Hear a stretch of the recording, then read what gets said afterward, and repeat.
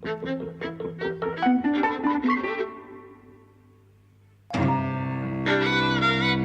everybody, welcome to Eavesdropping at the Movies. I'm José. I'm Mike. This is our second podcast on Star Wars. The Last Jedi. Yeah. More spoilers this time. We're going to keep on talking about the film It's all spoilers. in detail. If you haven't watched it, don't listen. Yeah. So we decided to have another podcast because Mike has had a change in conscience, a change of views. I suppose you could say that. I don't know if I was in a change of heart. not a change exactly, because I'm sure if you listen to the last podcast, I wasn't totally negative, but I did feel within like a day, I felt like I hadn't really given it the kind of fair look, really, or just my opinion was starting to change about it on reflection. Well, it's kind of in reflection to the last film, right? The episode 7. I think my brother told me something that he'd read when they were making episode 7. It's directed by J.J. Abrams. That J.J. Abrams had this kind of mantra that he would repeat on set when they were making it, which was, "Is this delightful?" Apparently, this is something that he would ask, and to keep the crew kind of in the right headspace and motivated and all the rest of it. And that comes through when you watch episode 7, because in the moment, everything is fun about that film. And then it doesn't last. It's not Lubitsch. No, but the point is, it's like it's there to basically make you happy in the moment all the time. But you watch it a second time, or you think about it in reflection. You go, I don't really know what I saw in this. Whereas The Last Jedi it's not doing that the first time. It was kind of more challenging, and I came out of it slightly nonplussed and lukewarm. But on reflection, I'm thinking, actually, no, this is really good. There's actually something special about this. Okay, so what is special about it? I think, for one thing, I like the structure. The structure's different. It feels like a chamber play almost. Like Star Wars has always been about flying off to different planets and seeing new things. They're real adventure movies, you know.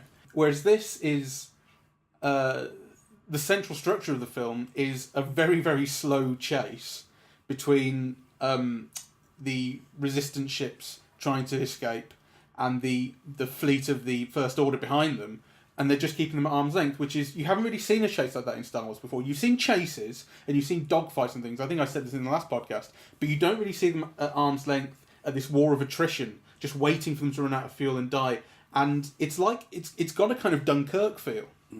Like it's just this central set piece that is about, it's not about winning, it's about surviving it, which is quite interesting. And you really get the feel in this of the resistance is properly on its last legs. Like they're losing ships hand over fist, and they're losing people. I think that's interesting what you say about it being a chamber piece, because I do think in a way it's a chamber piece. It revolves around a few set of characters.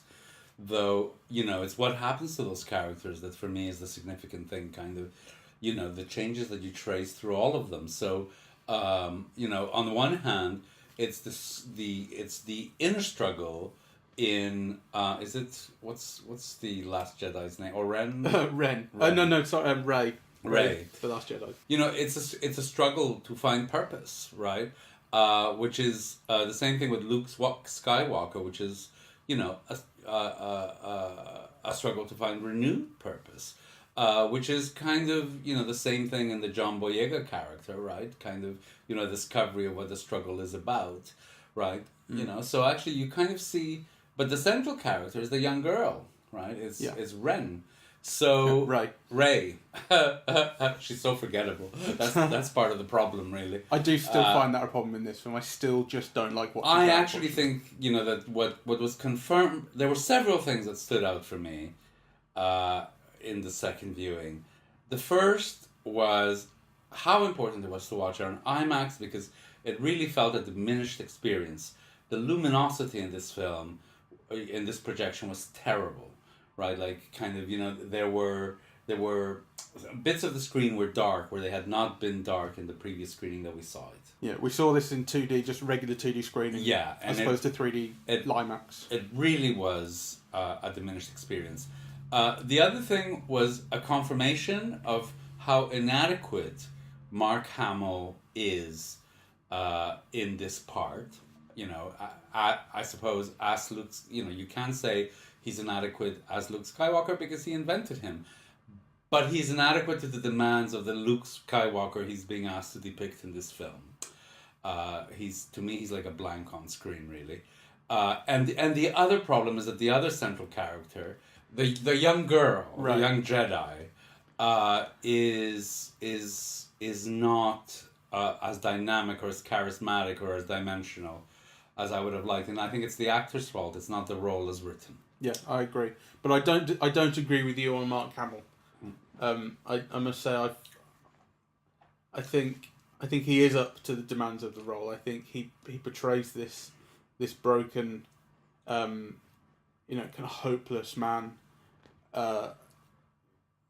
quite well. There are scenes like the scene he has with Yoda where he realizes that Yoda still has things to teach him, or when he interacts with R2 on the Falcon and R2 shows him the clip of Leia way back from the first film, and he feels something. There's a moment in that scene actually where he says, "Oh, that was a cheap shot or cheap trick." But then the clip goes on and she says, "Help me, Obi-Wan Kenobi, you're my only hope." And it's right at that moment his shoulders drop, like something changes in him. It's not even that subtle, really. It's quite noticeable. It's this physical change in him that stirred me. Wow. Well, I think there were some things that he did that were successful, but I think it's clearly due to the direction. So, that bit when he's fighting Kylo Ren and it all ends and he brushes his shoulder and there's a big laugh, right?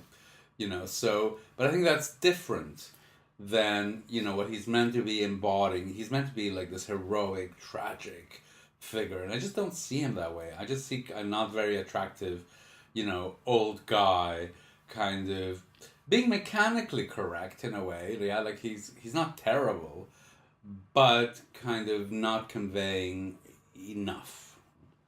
There is something. So when he brushes off his shoulder after having been attacked with all his guns, and just because he's not actually there, so they don't touch him. Here's the thing, right? Luke is cool in this film in a way that I don't think he ever was in the previous ones. I don't think he's cool. I think that gesture is cool and funny. There's a kind of. I don't think he himself is. Well, but he's being constructed in this way that's kind of you wouldn't expect. So, the first thing you see of him is a repeat of that shot from the end of the previous film where Rey offers him the lightsaber, and you go, "Oh, he's back! Luke is back!" And then what does he do with the lightsaber? Just tosses it over his shoulder, walks off. So he disrupts your image of him straight away. Mm-hmm. I think that's good writing. Yeah, it's good writing. But he's been constructed as a kind of a cool figure. Like he has an inner turmoil when no one else is around, or just when Yoda's there. But then when he comes back to help the Resistance, he's playing the part, right? Like the Resistance expects something of him. They expect that Luke Skywalker is the hero that we know. And when he comes back, although he still looks old and he's got the beard, and he's kind of he's still a hermit. He's doing it to restore hope, and he needs to be what they believe him to be. And so he plays up. He winks at C-3PO, right? And it's a kind of, and I think that's partially a fixing of the last one when Han dies and Leia ignored Chewbacca. It's like they're old friends; they should have hugged, right? But I think it's an element of that. Like he makes sure to say hello to C-3PO in this, so that the fans don't get annoyed. But like he's very consciously being the Luke that they all believe him to be. Well, but you're talking about the character. Now, in a way, I don't have any qualms about that. I think the character is very well written. What I have a problem with is Mark Hamill, acting this part. I think his face is immobile. It doesn't convey anything. It's just, it's an elderly face that doesn't move very much and that you never feel like fully engaged with. And then, he doesn't have a heroic body, right? So, I noticed that in his fights with the Adam Driver character, they're really spaced apart, because otherwise kind of like the difference in kind of physique and height and so on would be like laughable. So, they're kept as far apart as possible. I think that's uncharitable. I think you notice it. I think that's part of it. Like despite his physical stature and despite the way he looks now, he is still the Resistance hero he can be. I think that's what's good about him. He doesn't have to come back and be big and strong and massive, and kind of physically imposing. I think he's a blank in the middle of this whole film, and I think he's a major problem with it. I do understand, that I'm in the minority in thinking this. I have no idea what other people think. We can agree to disagree. Yeah, clearly we do. We do, but because I do see what you mean. I do. Mm. But I think that the film is actually kind of building a Luke around Mark Hamill's limitations rather than one that he can't portray due to them.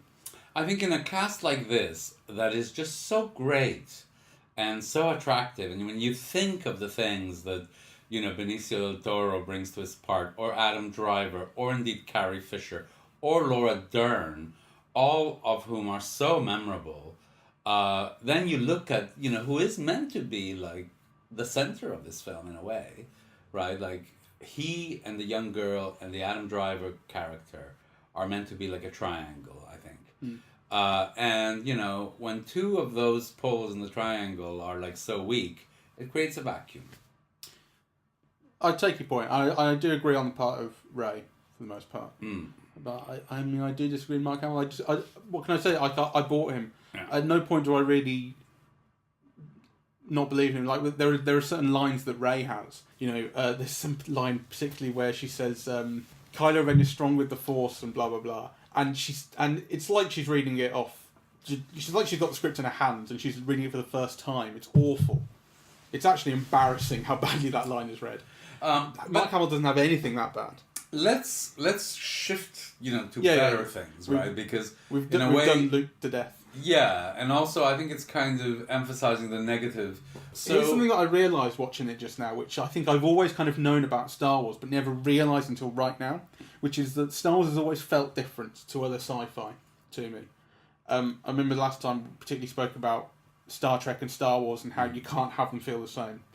And I've realised now why that is, which is that Star Wars is kind of a period drama.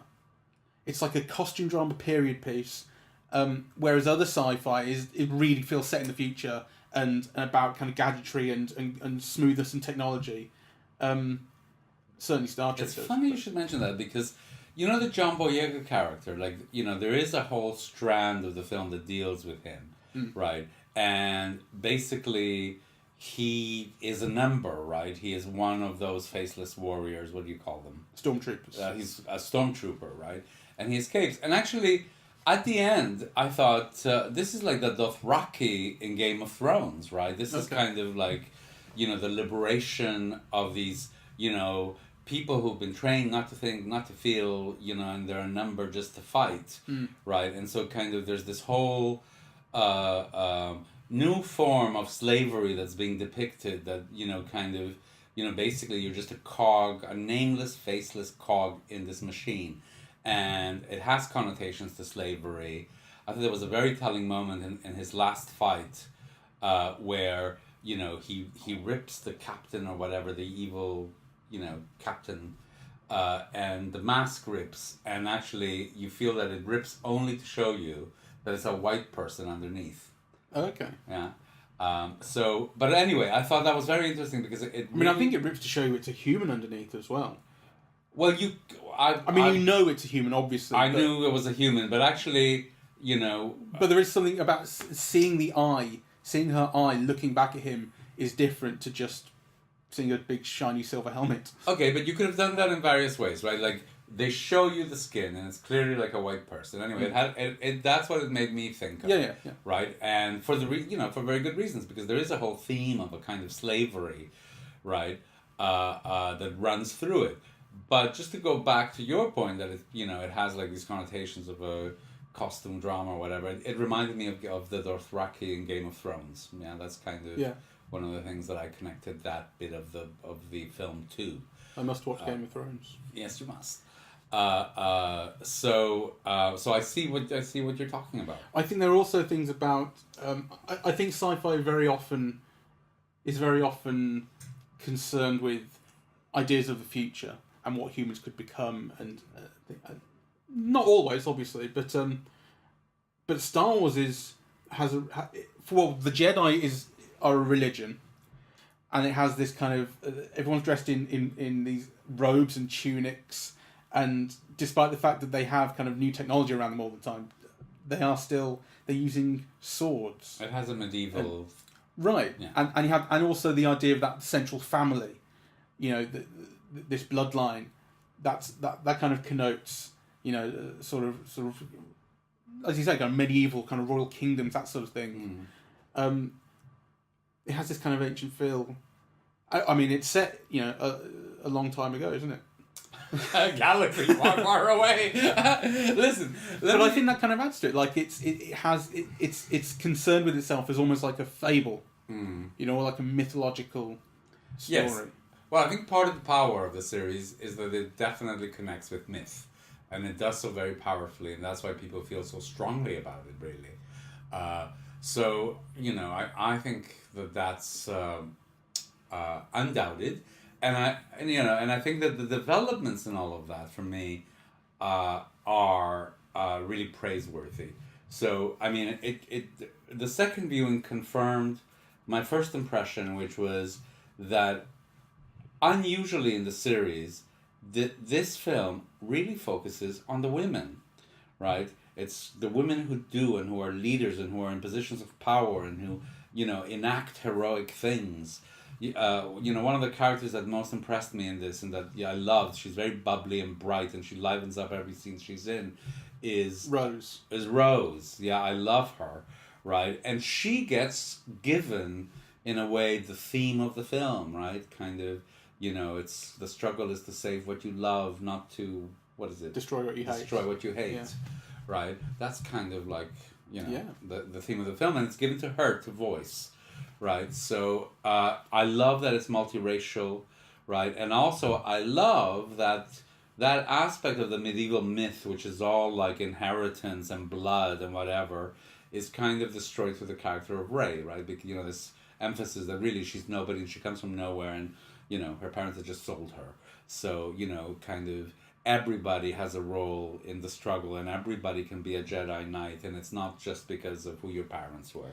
Well, that's something I like more the second time. Although not everyone can become a Jedi Knight, you do still have to feel the Force. But yes, but obviously, I mean, if you look at the previous films, when there were lots of Jedi, they weren't all part of the same family, right? Lots of different people feel the Force, yes, and were part of the Jedi Order.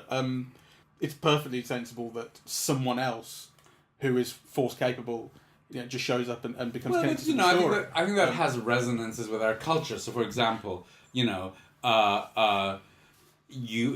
you get a good education, you get the benefits of a good education. But you could be a mathematical genius and be poor, and if you get an education, it's not due to you being rich. So I think the way that the Force is distributed. She's like Ramanujan.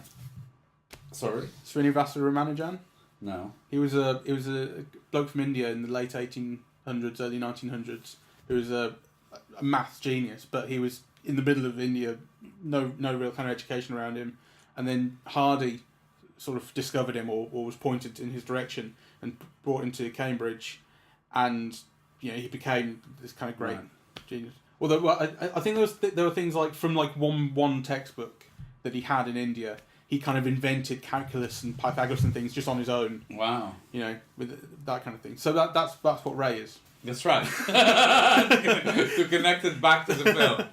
So I love that, and actually it the second viewing really confirmed that those are, kind of themes that are worked through and woven through the film as a whole. They're deliberate and systematic and patterned, right? So I love that. I like it more the second time. The first time that I thought, I don't know what I thought. Well, actually, no. I remember that I said the first time was. It made sense to me that Rey comes from nowhere because she's not interesting enough to be part of the family or something like that, which is kind of a bit harsh. Cheap shot. Yeah, it's a cheap shot. But no, you're right. Like on reflection and watching it the second time, it is good. Like there is no particular reason, or it would be almost too much of a coincidence for her to somehow be related. It makes a lot more sense, and it's more plausible that she's really just nobody. And then, as you say, kind of what that connotes with her lack of a background and the fact that she can just be someone else who forms part of this fight without having to be particularly important to anyone else for any other reason. It's something that I think is great, and actually it's something that the films have missed. everything in the films has been about the story of Anakin and Luke and their history over the first 6 films. There were a few technical things that impressed me more. Well, not that they impressed me more the second time around, but I didn't even notice them the second time around, really. And one is the use of sound in the film, which I think is terrific, right? There are entire scenes like, the initial conversation with... Ray and Ren? Yeah. You're talking about when the sound drops out? Yeah. And, the sound drops out, or it's like a Dolby thing where, to indicate the possibility that he may or may not be in the same room, you're hearing the sound come from different directions. Right, yes. And then there's that moment of explosion where the sound just goes off, right? The kamikaze. Yes. Thing, the sound. Yeah, that's I wanted to talk about that. Yeah. That's so kind of, when you pay attention to the way that the sound is kind of, structured and made expressive, and in the film, it's actually really beautifully done, I think, and I hadn't noticed it the first time. Yeah. And the way that John Williams works, the way that the leitmotifs are brought back in. There are some of the most recognisable tunes, melodies in cinema are, kind of Leia's theme and the Star Wars theme and Luke's theme, and when they come back in, you recognise them, and they bring back all those feelings that you're supposed to feel, and they are kind of rewritten and rearranged, and they kind of come back in ways that if they feel so natural. There are kind of plot things that I had a problem with the first time that I still have a problem with, which is mostly set on the Resistance ship, the Resistance cruiser. All the stuff with Laura Dern's character and Poe. What is Laura Dern's character's name? Hobley or something. Tina Hobley. I don't know. I just know she was fantastic. So the film starts off with Poe attacking this dreadnought. He kind of sneaks his way through their defences so he can take out all the surface cannons, which is great. And Leia's saying, "Pull back, pull back." I can't, but I'm not entirely sure why she was. She was saying, "Pull back," and eventually he gets rid of the last cannon. And then she says, "Pull back, we've got to retreat." And I don't know why that was, because that was when they could bring in the bombers. And then he gets it in the neck, because they end up doing this bombing run. They lose a bunch of ships. They lose a bunch of Resistance people. And he gets it in the neck saying, "You were reckless." But I thought, actually, watching the second time, I thought, Leia can still say, "Don't bring in the bombers." Like, she's still in charge. Why is he getting the blame? I don't like that. And then that goes on to have... There are all these politics that go on the ship with... Leia nearly dies and she's in recovery, and so Laura Dern takes command, and then she kind of... Sometimes she seems to have a plan and sometimes she doesn't, and I don't think it's the film controlling it. I think the film actually loses control of its plot at this point, because I think you're unsure as to... I still think that she needs to do more to get Poe under control if he's threatening what's going on.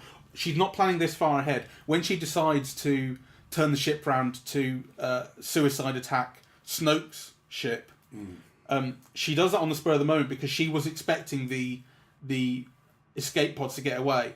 Yes. Yeah. So the First Order are told about the escape pods by Benicio del Toro's character, and that's why they start attacking them. And that's when she decides, "I've got to do something about this, and the only thing I can do left is ram the ship."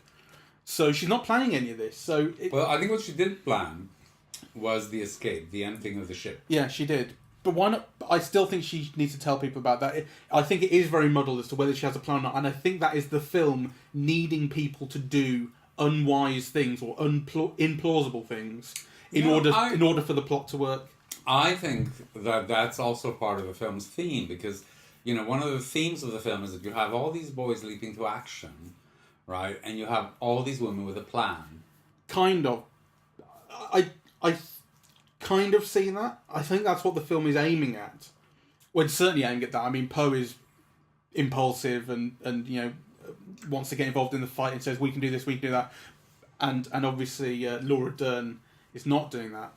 She's doing the opposite. She's kind of remaining kind of steadfast. But the fact that she kind of keeps things from him in ways that encourage him to behave recklessly. I don't know. I feel, it's understandable. It's meant to be a military operation, and he's a nobody. So actually, if you would think of this as a war film... I don't think he is a nobody. I mean, he's their best pilot, and he's the one who, when all the command have been killed in that attack on the bridge, the film is showing you he is... side of the point. The film he's showing not you an admiral or a general but no one is. No one is. The point is they're all lost apart from Leia.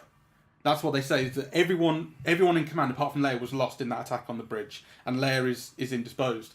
And so when they announce that who's going to be the acting captain, the film is presenting him as, I'm going to be the one, and then it's undercut when it turns out actually they're giving it to Laura Dern. Yes. So he's not nobody. He seems to be on more or less the same level as she is.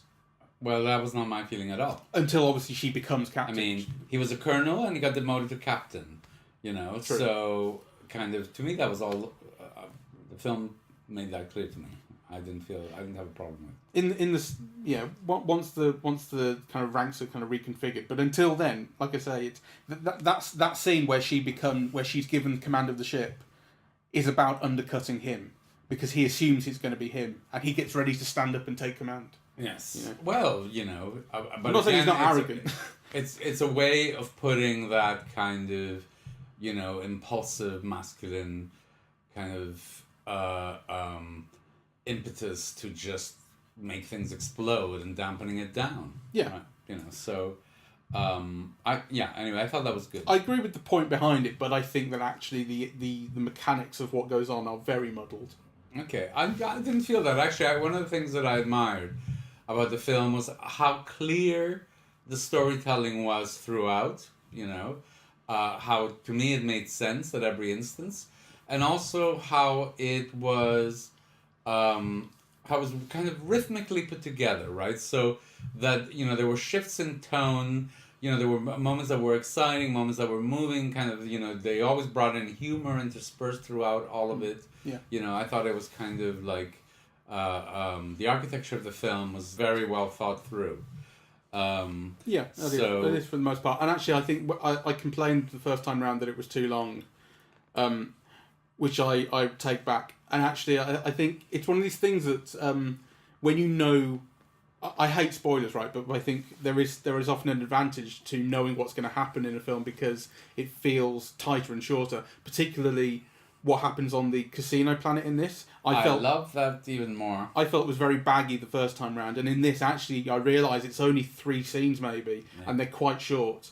But I think it's when you don't know what's going to happen, you don't know how long it'll last, and you're kind of anticipating. Well, you don't know what you're anticipating. When you know it's going to be over in a few short scenes, it feels that much tighter. Yes, I mean there is an advantage to watching it a second time. They do so much with it, and actually, I feel it's quite a radical moment in the film, right? Because it's a real kill the rich moment. Yeah. Right. So these are all arm dealers, kind of spending masses of money, gambling, masses of money that they've basically earned is the wrong word. That they've manufactured through indiscriminate arms dealing, which means they're selling to anybody for money, responsible for massive destruction, and using the gains of that massive destruction, here for evanescent pleasure. So kind of it is a real kill the rich moment. And I thought it was exhilarating. I like also the kind of implication or the kind of undercurrent it gives you of this war economy going on in the galaxy, because up until now everything has been, you don't really question where people get their technology from. Like the rebels have ships, and the Empire's had ships, and the First Order's had ships, and the Rebellion has ships, Resistance has ships. So and you just kind of buy it, like this is Star Wars, right? Everyone's got ships, but the idea of actually like your ship's got to come from somewhere, and people are making money off this, and there is this amoral kind of bedrock beneath it. Yes, is very which is shown through the children and the horses, right? So the people who are maintaining kind of this luxury gambling outpost are actually, the children that are basically child labor, and these horses that you think you're not sure whether they're horses or whether they're a different species, right? And part of the plot is to liberate them. Well, they are different species. I think she calls them faras or something. I just call them horse dogs. Okay, well, but I like intelligent beings, with feelings, absolutely. right? So the whole thing is run on slavery. So the whole thing I think is like fantastic, right? It is like a kind of a radical moment, if that's what it's saying, really. What about something I mentioned to you in the movie? What about this idea that Hux is constructed in a kind of gay way, or as gay? Like, so it first really occurred to me when he slaps Finn. Finn and Rose have come onto the ship onto Snoke's ship to infiltrate it and try and destroy this tracker thing. They're caught, and when they're presented to him, he slaps him with the back of his hand, and that's.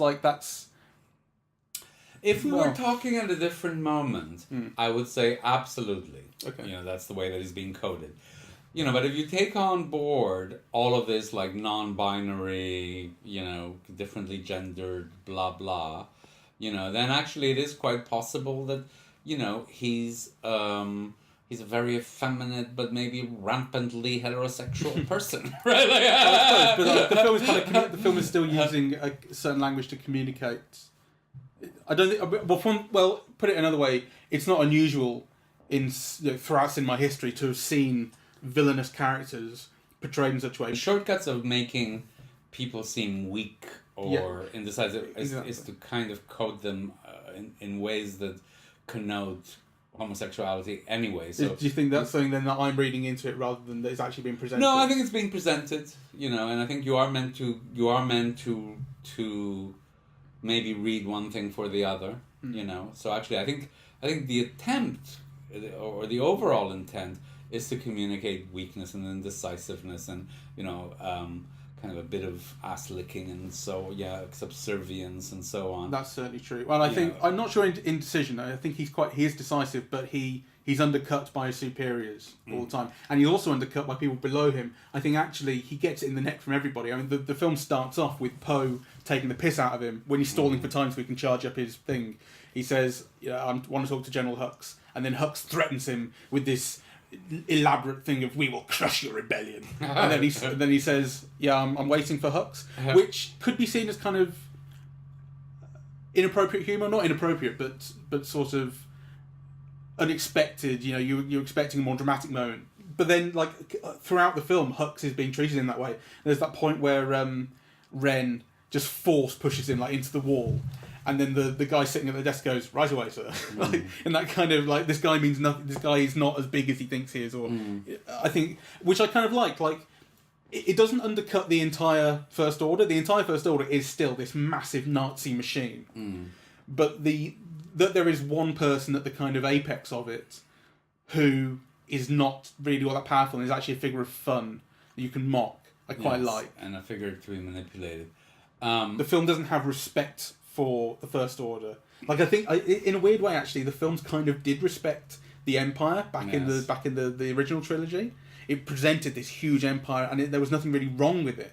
It had hubris, I guess, but it wasn't a figure. It wasn't. You couldn't mock it. Whereas you mock Hux. Yes. No, I agree, and I do see that. I think the second time I saw it, what was reinforced for me also was how touching Carrie Fisher is in the role. Right, like kind of, I think there were moments just kind of looking at her hands and the way that she spoke, and obviously the last speech to Luke Skywalker, right, where it was, "I know," I changed my hair. I thought it was very touching. Yes. I agree. So, they've really given her a fantastic send-off. And actually, I think that kind of move through space after the whole thing is blown up, right? When she pulls herself back to the ship. Yes, I thought that was wonderful. I've heard a lot of people actually say that they found that really disrespectful to her character. Why? I guess because she's kind of exposed in space. Right. I don't know really, but I was certainly uncomfortable with it the first time. I heard some people say oh, well, it's in space, she should have been destroyed instantly and whatever, and you think, oh, fuck off. I mean, this is a story about Jedi fucking knights. Like, you know, you can suspend disbelief for a few things, right? Like, you know, if Luke Skywalker can fight the Adam Driver character across another planet, you can believe that she'll survive 2 minutes in space, right? Like, it's ridiculous. And to the best of my knowledge, you can survive sort of 30 seconds, a minute in space before you start blowing up. The human body is just about that resilient. Like, I mean, it's still shown as, you know, on the easy side for her to survive. But I know what you mean. She's a Jedi. Yeah, she's still Jedi, isn't she? Pretty much. So she is. I know. I know.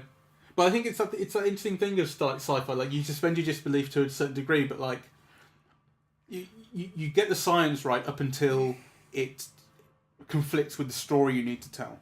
Well, actually, I wondered if there was like a sexist element to that, because, you know, I mean, it's all right for Luke Skywalker to fight a battle, you know, across space, you know, in another planet, but it's not okay for a woman to survive like 30 seconds in space and get to a ship. I don't. I mean, because they're meant to be twins, right? Yeah. I don't think that's a sexist. Well, I think that they have the same power. Yeah, I know, but but it's not been established before that being force capable can keep you alive without a spacesuit. Like, I think no, it's that's honestly. I think the film sets up certain elements to its fiction which you buy into. So the force you buy into, and the but the force is with her. Yeah, sure, but like, it's never been established that the Force can do something like that, and I think that if that happened to Luke, people would still have the same issue. Like, you know, so that's something that I didn't know you could get away with.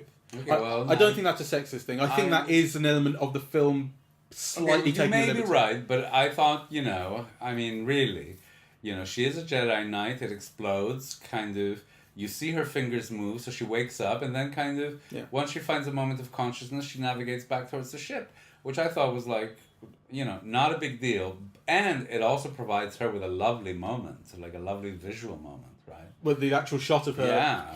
Yeah. You know, and particularly since it's her last film, I thought that was a wonderful moment. Well, I think that may be one of the reasons that I found it uncomfortable the first time, because although I didn't feel like I kept the baggage of her having passed away with me, that is obviously a moment in which she is dead in the film, or near death. I mean, well, you first see her and you might as well assume that she's dead, you know, until she moves her fingers. Which I thought it's kind of like how, you know, kind of films kind of post 9/11 would take out the Twin Towers because they were aware of this momentous thing that happened. It kind of reminded me of that, the kind of way that, despite the fact it's totally fictional, it interacts with what's happened in real life. Although obviously they didn't take out her scene. But the fact that it's in there it's not informed by the fact that Carrie Fisher's passed away, but it reminds you of it. Okay, that's it. So what are some other things that you found that you changed your mind, or that you found better the second time around? Really, what it is I respect it so much more. Like, what I said at the end of the first podcast, I think is true, which is it feels authentically Star Wars in a way that the previous film didn't. The previous film felt like it was playing at Star Wars. It felt like fan fiction. It was kind of using all of these references and picking up all of these things that you knew and loved from Star Wars and putting them in. And this film doesn't do that so much. And this film actually builds something. But it's quite interesting because a lot of people have been saying pretty much the opposite, that this is not authentically Star Wars and it's doing something different. And I think that actually what it does differently is its strength, or its various strengths. When it comes up in the credits, the first credit you see as the film fades, you know, the film closes, is written and directed by Rian Johnson. Written and directed. Now that's huge, you know? The fact that, to the best of my knowledge, they gave him a blank slate. They said to Rian Johnson, you've seen the previous film, or they were in the middle of making the previous film, you've seen the script. From that story, write whatever you like. And then I'm sure that they will have had involvement, you know, after that, saying, well, we want this, we want that. But to say, you get to do what you like as a writer, not just a director, that's huge. You know, it's actually kind of an auteur's Star Wars film. And he's a real artist, Rian Johnson. He's not a hack like J.J. Abrams is. I really think that. And so you can tell like there are risks in this film. They've taken risks, or they've been bold in certain respects. Doing that with Luke, I saw this interview with Mark Hamill where he said he still hasn't accepted what they've done with Luke, because his Luke Skywalker would never give up on the rebellion, which is what he has in this. But he said, it's not my film anymore. It's not George Lucas's Star Wars anymore. It's something else. It's a second generation of Star Wars, and I will do what I'm required to do for the role. But that's interesting. Like even for Mark Hamill to say, in promoting the movie, I'm not 100% happy with this. They took risks in this film, and it shows. They paid off. There was one thing I meant to ask you, as a non-fan, which was, and this will probably seem really stupid to people, but I just kind of didn't get it. What was the significance of the dice, or the gold? This is something, actually, you've reminded me, thank you. I want to look up, because I don't remember the dice being in the films before. And actually let me just have a quick Google of that, because... Yes, I have seen all the films, some many times, in fact, but I didn't get that within the film, except obviously they go from person to person, but the significance of it escaped me. They were in A New Hope, apparently. I don't remember them. And what do they signify? Well, I guess they signify that it was won the Millennium Falcon was won in a gamble, right? It was won in a bet. But I guess it reflects Han's thing of he's a gambler and he doesn't really think ahead. And I think he says in the last film, I think Rey says something like, "Is this possible to do with the Falcon?" And he says, "I never think about that before I've done it," something like that. So I think it reflects his character. But in this film, well, the fact that I didn't remember them and I thought they'd actually been brought in for this film suggests that they were never that important. But they get past. But they are important in this film. Yeah, but they become important in this, and I think actually the film was. It seemed to me that the film was trying to give them a level of importance that they'd never earned before, because it's like they became this symbol of Han. They became this symbol of his family, right? I think Ben's family, because I think it's they show up to Ben Solo, don't they? They end up in his hand at the end, and then they disappear because he and Rey connect via the Force one last time without Snoke's assistance this time, suggests that they will keep doing that, which is quite exciting. It is quite exciting. Yes, I'm looking forward to it. So it's like he has this thing of kind of extinguishing his family, like he kills his dad, and then in this one he kills, or thinks he kills, Luke, his uncle. He's constantly fighting kind of who he is supposed to be, or is being told that he is. Well, he does kill him, right? Yes, yeah. Yeah, so we're told that Luke dies. But as Luke says, in a kind of reflection of that line that Obi-Wan had in the first film, "If you strike me down, I'll become stronger than you can possibly imagine." Luke says, "If you kill me in anger, I'll be with you forever." And he will. Like, it's not the fact that Luke is literally not there anymore. He's going to constantly be haunting. Well, that's good, because maybe he'll only appear with his voice, which is very expressive, and not his face. It'll be the same, but he'll have that big blue glow around him, only like Yoda did. I think he Kylo Ren is such an interesting villain. He's such an interesting character, and he's got so much, all this turmoil inside him. I love when he kills Snoke, and then they take out all of his guards, and he offers to build something together to Rey. It's not that he has feelings for her, but they've connected, right? Like Snoke, in connecting them via the Force, has been trying to stoke. He has feelings for her. There's no question he has feelings for her. Sure, but I mean, okay, not romantic feelings is what I mean, but they've connected. He has romantic feelings for her. I don't think so. Oh, no, I think he's hot for her. I disagree. I think when he offers her his hand and says, "Forget the past, we can build something, destroy the past," it's like that he wants to get rid of his past, right? He hates where he's come from. Listen, yes, and all of that. But hold on, let me finish. He hates where he's come from, and he wants to kill it. And Rey represents someone who has no past, and he's a real blank slate. And so when he offers his hand to it, it's like, you understand me. We understand each other. It's not about, and let's go make whoopee. But those two things are indistinguishable. But it's about, like, let's make a life together. We've got so much in common. Blah blah blah. That's another way of saying he's in love. It's not all just about, like, sex, though that's indicated as well. He is obviously finds her like really attractive in all those ways. I mean, that's a way of indicating love. I didn't get that. Where'd you get that from? From all that you just said. Let's build a life together. Like, we can do this. We have so much in common. Blah. That's how. That's not about physical attraction. That's about love. I don't think it is about love. I honestly don't. I think it's about... traditionally, that's love. I think it's about loneliness. I think it's about loneliness. Well, that's also part of love. I think it's just finding someone who understands you is not the same as falling in love. He feels... Well, actually, it often is. You know, in romantic fiction, one thing stands in for another. Finding someone who understands you is finding your mate. Possibly. But I don't think this film communicates romance.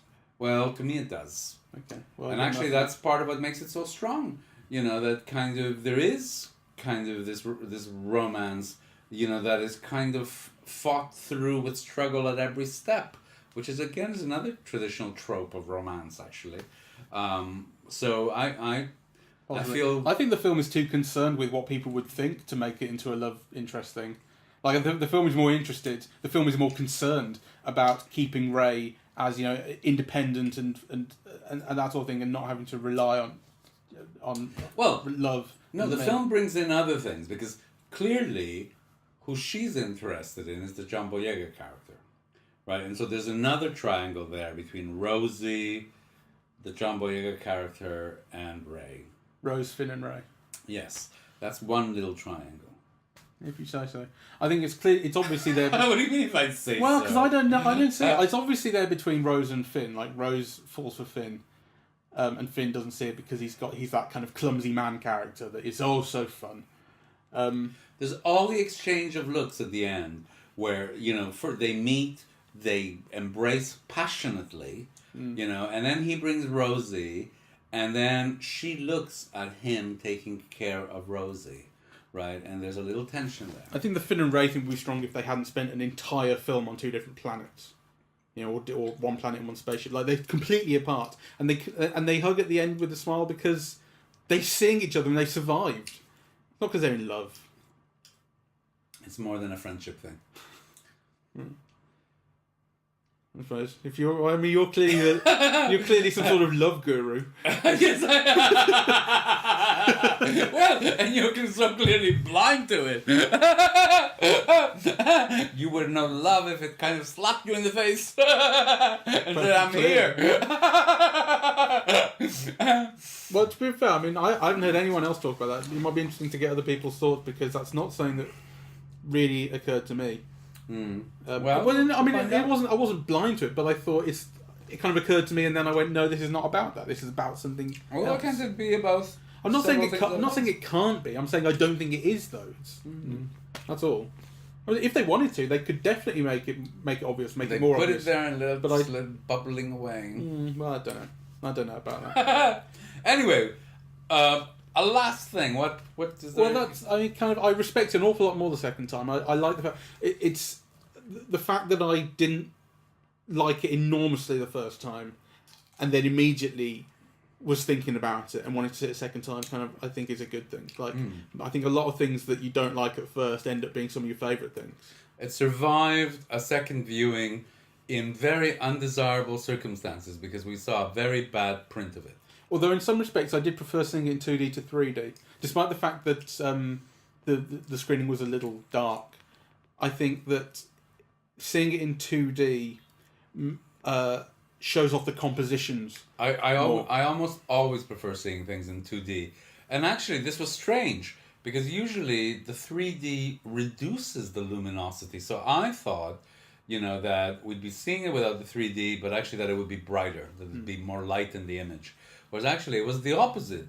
So we saw it without 3D, but actually with the kind of luminosity that you expect in 3D. Yeah, well, I guess the difference was made by the fact that in 3D we also saw it in the IMAX digital, which is, kind of show-offy and expensive and everything. Whereas in this one we saw it in, I guess, a regular digital screening. But it was a disappointment, actually. I thought... Yeah. A little bit. So anyway, righto. Yeah, I'm glad I saw it twice. Yes, so am I.